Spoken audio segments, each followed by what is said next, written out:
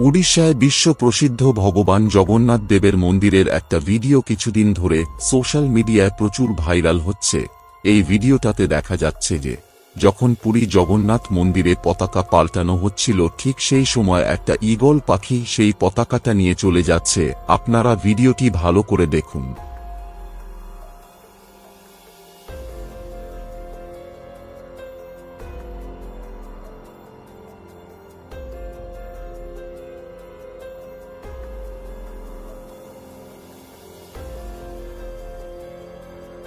এই ভিডিওটা দেখে মনে হচ্ছে যেন স্বয়ং গরুর পাখি এসেছে কোনো কিছুর সংকেত দিতে।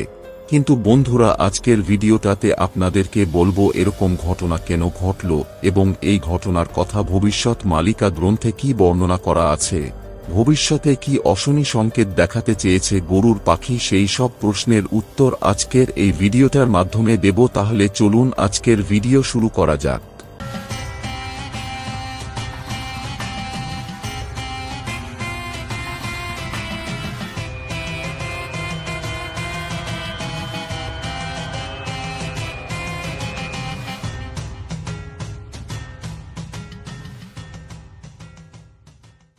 আজ থেকে বহু যুগ আগে একজন সাধু ছিল, তার নাম ছিল স্বামী অচ্যুতানন্দ মহারাজ। তিনি ভবিষ্যৎ মালিকা গ্রন্থের রচনা করেছেন। এই গ্রন্থে তিনি যেই সব ভবিষ্যৎ বাণীগুলো করেছেন তার বেশিরভাগ ভবিষ্যৎ বাণী সত্য হয়েছে। স্বামী অচ্যুতানন্দ মহারাজ তার ভবিষ্যৎ মালিকা গ্রন্থে বলেছেন যে যবে পতাকা পতনে বাজে শঙ্খ, ঈগল ন্যায় লুপ্ত ধ্বজা ভঙ্গ, দেবালয়ে অস্থির হয় বায়ু, বিশ্বে চলিবে ক্রান্তিকালু।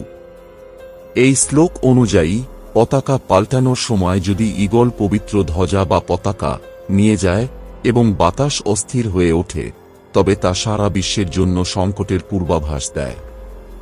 এটা এক প্রকার বৈশ্বিক অশুভ সময় বা চ্যালেঞ্জিং পিরিয়ড শুরুর দিকের চিহ্ন। ওড়িশার পুরীর শ্রী জগন্নাথ মন্দিরের এই দৃশ্য উপস্থিত সকল ভক্ত এবং সেবায়েতরা এই ঘটনাকে খুবই অলৌকিক এবং অশুভ সংকেত হিসেবে দেখছেন। তবে এটা নিশ্চিত যে বিশ্বজুড়ে এক কঠিন সময়ের সূচনা হতে চলেছে। এবার আপনারাই ভাবুন যে পুরীর জগন্নাথ মন্দিরের ওপরে কোনোদিনও পাখি উঠতে দেখা যায়নি, সেই জগন্নাথ মন্দিরে ওপরে কিভাবে একটা পাখি এসে পতাকা নিয়ে চলে গেল, এর পেছনে কি অলৌকিক সংকেত আছে সেটা সময় বলবে। তাহলে চলুন বন্ধুরা, আজকে আমরা সবাই মিলে ভগবান জগন্নাথ দেবের কাছে প্রার্থনা করি যেন এই পৃথিবীকে তিনি যেন রক্ষা করেন। এবং ভিডিওটাকে সবাই লাইক ও সাবস্ক্রাইব করে কমেন্টে অবশ্যই লিখে দিন জয় জগন্নাথ।